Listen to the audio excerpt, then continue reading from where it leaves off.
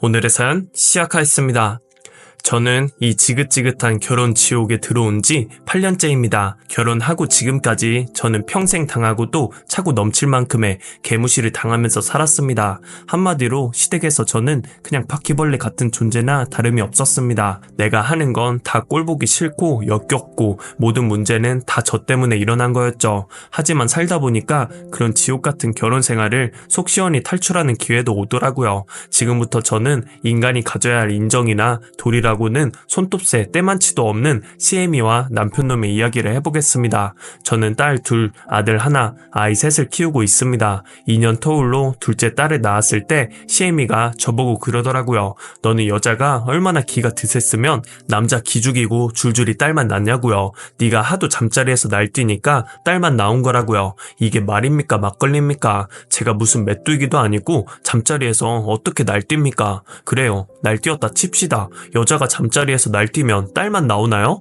그러면 반대로 남자가 잠자리에서 날뛰면 아들만 줄줄이 나오겠네요. 이 무슨 조선 사극에나 나올 만한 주옥 같은 발상인가요? 제가 너무 어이가 없어서 아무 말 없이 쳐다만 보고 있으니까 어디서 시애미를 똑바로 쳐다보냐고 하대요. 그럴 시간이 있으면 가서 아들이나 하나 더 낳을 궁리나 하라고요. 잠자리에서 설쳐대지 말고요. 저 그 얘기 듣고 오는데 소금이라도 뿌리고 싶을 정도로 기분이 더러웠습니다. 남편한테 와서 이야기하니까 아들 하나 낳으라는 말씀이시라며 아무렇지 않게 넘기시더라고요. 낯짝 표정 하나 안 바뀌고 말하는 남편놈이 더 꼴보기가 싫더라고요. 저는 딸 둘만 해도 충분했지만 시댁의 등살에 저는 결국 아들 하나를 더 낳았습니다. 아들을 낳아서 망정이지 막내도 딸이었으면 저는 아마 넷째, 다섯째 아들이 나올 때까지 임신을 해야 했을지도 모릅니다. 어쨌든 저는 애 셋을 낳고 오롯이 독박 육아를 하면서 하루하루 정신없이 살아가고 있었습니다. 남편은 3교대 근무라 야근도 잦고 집에서 쉬는 날에는 거의 하루 종일 잠만 자거나 혼자 운동하러 나갑니다. 그래도 애 키우는 건 괜찮았었습니다. 내 새끼들이니까 당연히 제가 키우는 게 당연하니까요. 그런데 나름 평온한 생활 속에서 제 분노 게이지를 최고치에 달하게 하는 게 있었어요. 바로 시애미의 말투였죠. 저한테는 동서가 한 명 있는데 동서는 저와는 달리 돈 잘 버는 직장 여성입니다. 저도 처음에는 직장이 있었죠. 그런데 애 키우느라 직장을 그만뒀어요. 시애미가 별로 중요한 일도 아닌데 집에서 애나 키우라고 하더라고요. 그때는 저도 회사 생활을 더 하기 싫어서 애나 잘 키우자 했는데 시애미는 제가 너무 무능하고 못 배워서 돈 한 푼 못 번다고 생각합니다. 집에서 놀고 먹는 것처럼 보이는 제가, 시애미는 그렇게 못마땅했나 봅니다. 아이들이 다치면 너는 집에서 놀면서 애도 하나 제대로 못 보냐? 이러고요. 남편이 혹시 아프기라도 하면 너는 남편 혼자 돈 벌게 고생시키더니 이제 병까지 나게 만드냐? 합니다. 시애미 생일 때 신경 써서 선물이라도 하면 너는 왜 네 남편이 벌어온 돈으로 네가 생색을 내냐? 이러고요. 돈이 쪼달려서 어버이날에 용돈 없이 꽃만 선물해드리면 너는 친정에서 그렇게밖에 못 배워먹었냐? 너는 어째 하는 짓마다 예쁜 구석이라고는 없냐? 이럽니다. 이래도 난리 저래도 난리, 늘 바퀴벌레 보듯이 저를 쳐다봅니다. 그런 말 들으면 속이 뒤집히죠. 그래도 뒤집을 정도는 아니었어요. 미친 시애미가 또 시작이구나 생각하고 한쪽 귀로 듣고 그대로 흘려버리면 됩니다. 그런데 정말 비참한 건 동서 앞에서도 저를 인간 취급을 안 하는 겁니다. 지난달에는 시애미 생일이라고 온 가족이 모였습니다. 시애미는 시애비랑 같이 동네 마트를 하는데 식당에 밥 먹으러 가기 전에 대뜸 시애미가 한다는 소리가 마트 비워놓고 어딜 가냐면서 저보고 야, 밥 먹고 올 동안 네가 마트 좀 보고 있어라 이러는 겁니다. 제가 너무 어이가 없어서 예? 제가요? 하니까 그럼 여기서 너 말고 마트 볼 사람이 누가 있냐면서 다른 식구들을 데리고 나가버리더라고요. 남편이라는 인간은 괜찮겠어? 빨리 먹고 올게 이러고 가고요. 동소년도 당연한 듯이 형님 수고하세요 하면서 나갑니다. 제가 무슨 이 집의 종입니까? 아니면 집 지키는 개입니까?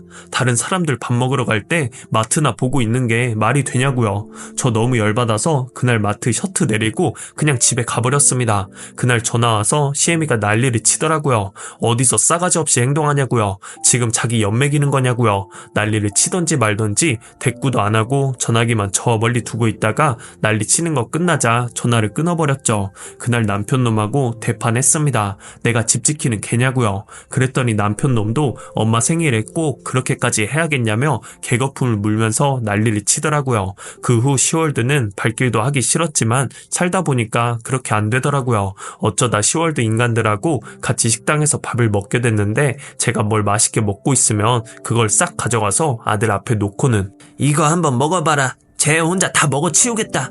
이럽니다. 제가 하나 더 시키려고 하면 너는 돈도 안 벌면서 주는 거나 먹지 뭘 더 시켜? 이럽니다. 개도 먹을 때는 안 건드리는 거 아닌가요? 저는 무슨 시월드에서 개보다 못한 것 같더라고요. 시애미가 사사건건 말끝마다 다 네 탓이고 돈 못 벌어오는 네 잘못이라고 하니까 저 정말 너무 비참하더라고요. 그럴 때마다 남편과 말다툼은 잦아졌고요. 우리 싸움의 90%는 시애미 때문에 하게 된 것이었죠. 그러던 어느 날 저의 마지막 남은 이성을 확 흔들어버린 일이 생겼습니다. 야근을 하고 돌아온 남편은 집에서 잠을 자고 있는데 남편의 카톡이 자꾸 울리더라고요.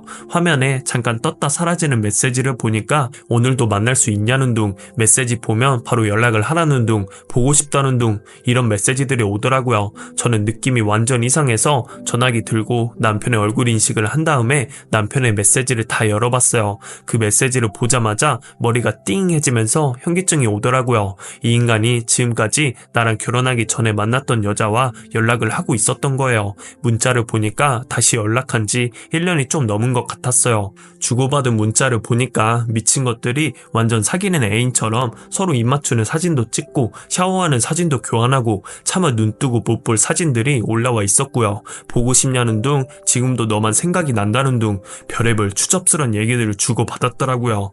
애 낳고 나서부터 남편은 저한테 다정하게 말 한마디 한 적이 없는데 이 사람이 저 인간이 맞나 싶을 정도로 완전히 딴 사람 같았죠. 순간 지금까지 시애미에게 당했던 것들이 머릿속을 스치면서 이렇게 마음에 딴 여자가 있어서 내가 지애미한테 당할 때 아무 말도 안 하고 있었나 싶은 생각이 들더라고요. 저는 완전히 껍데기를 데리고 살았던 겁니다. 가만히 있는데 눈물이 줄줄 흘러내렸어요. 시애미가 그 난리를 쳐도 그래도 남편하고 문제가 있는 게 아니니까 참고 살아야지 생각했는데 어떻게 이렇게 제 뒤통수를 칠 수가 있는지 생각할수록 분하고 서럽고 미친 시월들 때문에 우울증도 생겼는데 오늘 끝장을 보고 이 지옥 같은 시월들을 벗어나야겠다는 생각이 들었죠. 저는 가깝게 지내는 언니한테 전화를 했어요. 그 언니도 남편 바람 때문에 이혼을 하고 혼자서 가게 하면서 살고 있었어요. 제 시월드 얘기를 다 알고 있는 언니한테 지금의 사정을 대충 이야기하고 나 지금 시애미한테 가니까 우리 차 따라와서 차 안에 앉아있다가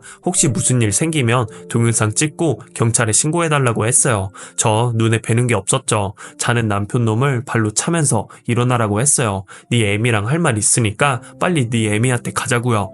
남편 놈이 제가 안 하던 짓을 하니까 왜 이러냐면서 짜증을 내더라고요. 왜 이러는지 궁금하면 빨리 일어나서 네 애미한테 가자고 했어요. 그랬더니 남편이 나보고 너 왜 그래? 미쳤냐? 하는 거예요. 그래서 내가 너 만나서 이 집구석에 들어오는 그 순간부터 이미 미쳤으니까 입 닫고 따라오라고 했어요. 남편 놈은 나보고 또라이 아니냐면서 궁시렁 시월드로 갔어요. 시애미는 남편 얼굴을 보더니 웃다가 저를 보더니 얼굴색을 싹 바꾸더라고요. 무슨 병검하는 것도 아니고요. 어떻게 얼굴색이 그렇게 싹 바뀌나요? 저는 애들은 시애미 집에 들어가 있으라고 하고 시애비, 시애미 다 불러다 놓고 남편 놈 전화기에서 캡처한 사진들을 보여주면서 잘 보라며 사진을 눈앞에 들이밀었어요. 다들 놀라서 아무 말도 못하고 있더니 남편이 미친듯이 날뛰면서 이거 진짜 또라이라면서 너 왜 남의 휴대폰을 훔쳐보냐면서 난리를 치더라고요. 그래서 제가 어디서 여자랑 붙어먹고 지금 누구한테 큰 소리냐고 했죠.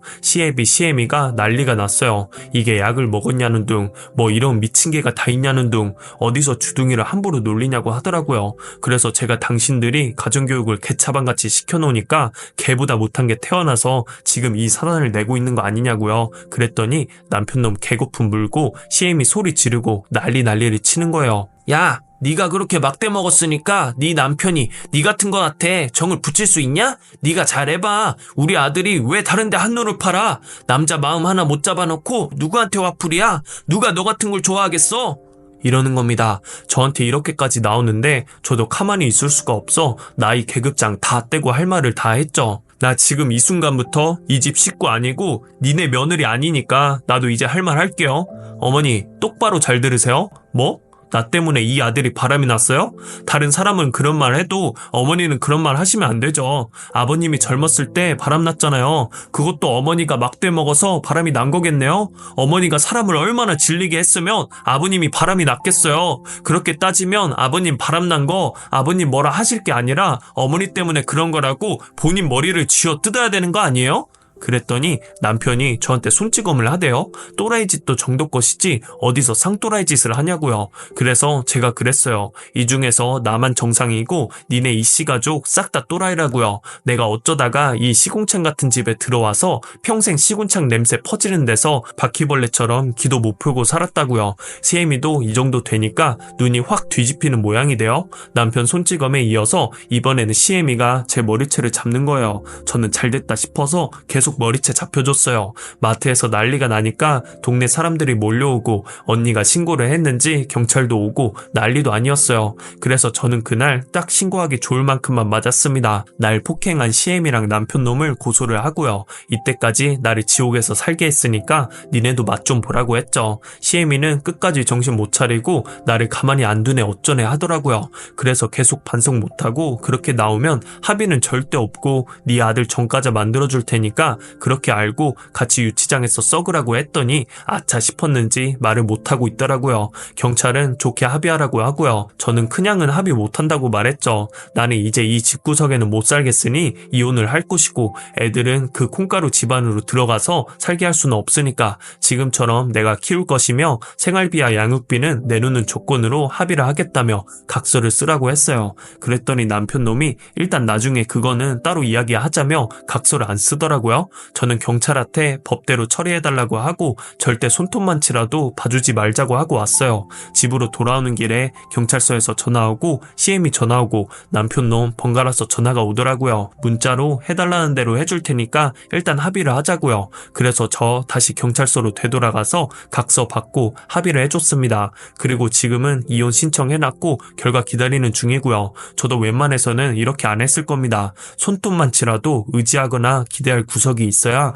남은 인생을 같이 살 수 있을 텐데 개념 없는 시엠이 구박받으면서 인간 같지 않은 남편놈과 남은 인생을 낭비한다는 것은 미친 짓이라고 생각했어요. 지금도 그 생각에 대해서는 후회가 없습니다. 다만 앞으로 아이들과 함께 헤쳐나가야 할 일이 걱정이긴 하지만 어차피 저 혼자 독박 육아했고 앞으로 생활비 양육비도 제대로 받아서 애들을 잘 키워보려고요. 생활비 양육비를 제대로 안 내놓으면 그때는 2차 고발 들어갑니다. 저도 제가 이렇게 독한 마음 먹게 될 줄은 몰랐네요. 저 잘 살 수 있겠죠? 제가 잘 살아갈 수 있도록 응원 부탁드립니다. 이 글 읽어주신 분들도 행복하게 잘 살아가실 수 있기를 기도를 할게요.